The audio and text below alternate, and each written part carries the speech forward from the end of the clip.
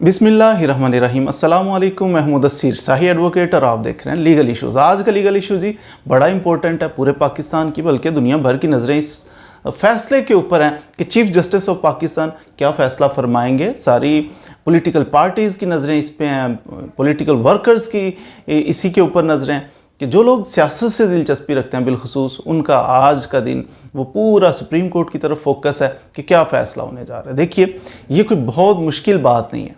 आज chief justice of Pakistan ने ये फैसला करना है कि 90 दिन के अंदर इलेक्शन होंगे या क्या होगा। ये देखने वाली बात है और ये सुनने वाली बात है जो अनकरीब फैसला होने लगा। फैसला करने में कोई रॉकेट साइंस नहीं है, कोई बड़ी लंबी चौड़ी बात तो है नहीं। दो तरीके हैं। एक तरीका कि इंसान जो किसी स्टेट के अंदर बसते हैं, जैसे पाकिस्तान के अंदर पाकिस्तानी रहते हैं। अब पाकिस्तानी जो रहते हैं ना, इनको रेगुलेट करने के लिए कानून बना है जिसके अंदर लिखा हुआ है कि मिसाल के तौर पर ताज़ीरात पाकिस्तान, जिसे इंग्लिश में कहते हैं पाकिस्तान पीनल कोड, पीपीसी भी कहते हैं। पीपीसी के अंदर लिखा हुआ है ऐसा करेंगे तो ये जुर्म है जी इस मुल्क के अंदर, अगर ऐसा करेंगे तो ये भी जुर्म है पाकिस्तान के अंदर, अगर ऐसा करेंगे ये जुर्म है तो ऐसा करेंगे तो इस जुर्म की सज़ा इतनी है।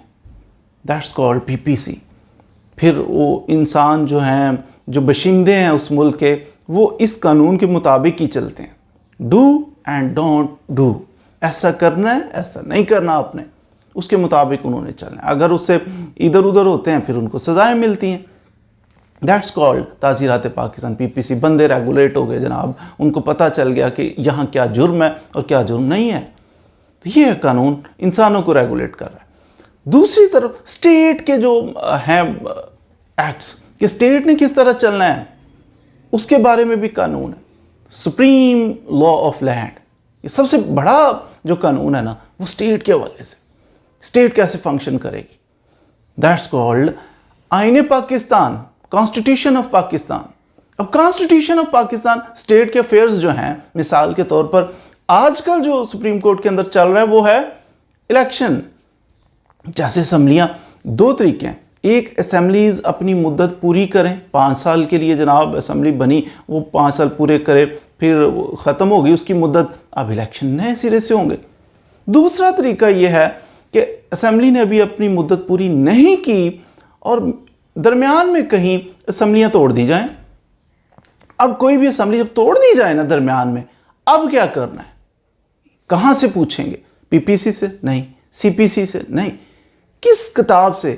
वो आईने पाकिस्तान से पूछेंगे, कॉन्स्टिट्यूशन से पूछेंगे कि जी कॉन्स्टिट्यूशन के अंदर क्या लिखा है कि ये अब स्टेट चल रही है, उसका निज़ाम चलाना है, वज़ीर होंगे, सफ़ीर होंगे, एमपी होंगे, एमएनए होंगे, ये सारा सिस्टम चलाना है। उसके लिए फिर अब रहनुमाई कौन सा कानून करेगा? आईने पाकिस्तान करेगा।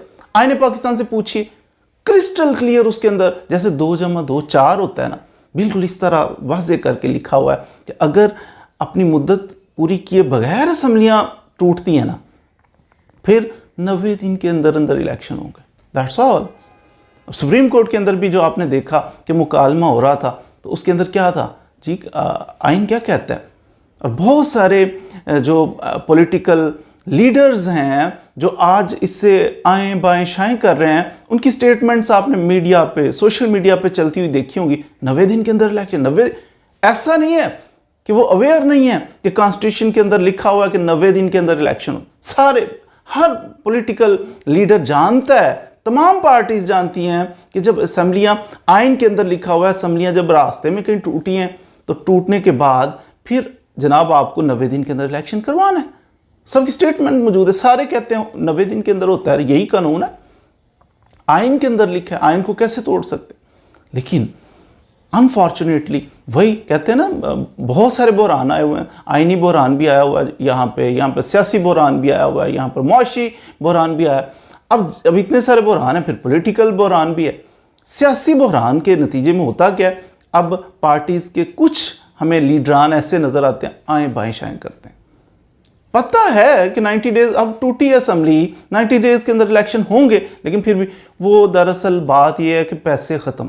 कोई स्टेट ऐसे कह सकती, कोई मुल्क ऐसे कह सकता है, कोई जनाब आपका वफाकी सतह का कोई लीडर ऐसे कह सकता है कि मुल्क का हमारा ये हालत है कि हमारे पास तो पैसे नहीं है। अब ये कहाँ लिखा है कि आपके पास पैसे नहीं है? ये भी कोई बहाना है माकूल? पैसे नहीं है हमारे पास, ये कानून है, ये मुल्क है और आइन है, उसके मुताबिक चलना है। लिखा हुआ 90 डेज़ के अंदर इलेक्शन करवाने हैं तो करवाने हैं।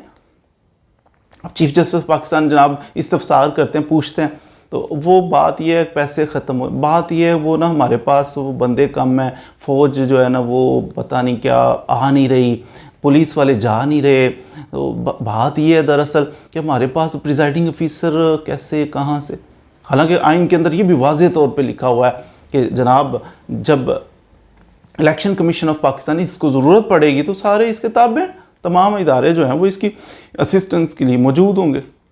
कोई इदारा भागा हुआ नहीं, लेकिन मैं आज एक बहानेबाजी की जा रही है कि नहीं जी ऐसे नहीं तो वैसे नहीं, ऐसे नहीं तो वैसे नहीं। 224 आर्टिकल वाज़ेह है, 2+2 4, बिल्कुल इसी तरह वाज़ेह है कि जब इलेक्शन असम्बलियाँ तहलील हो जाती हैं वक्त से पहले, मुद्दत पूरी, आइनी मुद्दत पूरी किए करने से पहले, तो फिर 90 डेज़ के अंदर इलेक्शन होंगे। सुप्रीम कोर्ट के चीफ जस्टिस ऑफ पाकिस्तान जो हैं वो क्या फ़ैसला करेंगे, होगा ये कि यही चांसेस हैं, मोस्ट ऑफ द पीपल जो आइन से आगाही रखते हैं वो यही समझते हैं कि ऐसा ही होने वाला है कि 90 डेज़ के अंदर इलेक्शन जब लिखा हुआ है तो करवाएं, आगे पीछे होने की ज़रूरत। और जो बहाने लगाए जा रहे हैं वो कोई माकूल बहाने नहीं हैं। होगा ये कि सुप्रीम कोर्ट के चीफ जस्टिस जो हैं वो ये फ़ैसला करेंगे और उसके बाद उन पर देखें जी हमारे साथ तो जुल्म हो गया, हमारे साथ ज़्यादती हो गई, और फिर एक लंबी चौड़ी सी एक कैंपेन उनके ख़िलाफ़ शुरू कर दी जाएगी। दैट इज़ वेरी अनफॉर्चुनेट कि अगर तो खिलाफ आइन कोई बात की जाए तो फिर उसकी मुखालफत भी करनी चाहिए, स्टैंड भी लेना चाहिए, तहरीक का आगाज़ भी करना चाहिए। लेकिन अगर कोई अकॉर्डिंग टू लॉ चल रहा है तो फिर महज एक बेतुकी सी सियासत करने के लिए ऐसा स्टेप नहीं लेना चाहिए। उम्मीद है आपने आज असम्बलियाँ तहलील हों तो कैसे, कितनी देर में इलेक्शन, और आज सुप्रीम कोर्ट के चीफ जस्टिस जो हैं वो क्या फ़ैसला करने वाले, इसके बारे में कुछ ना कुछ मालूमात हासिल कर ली होंगी। मज़ीद वीडियोज़ के लिए हमारे साथ रहिए। Thank you very much.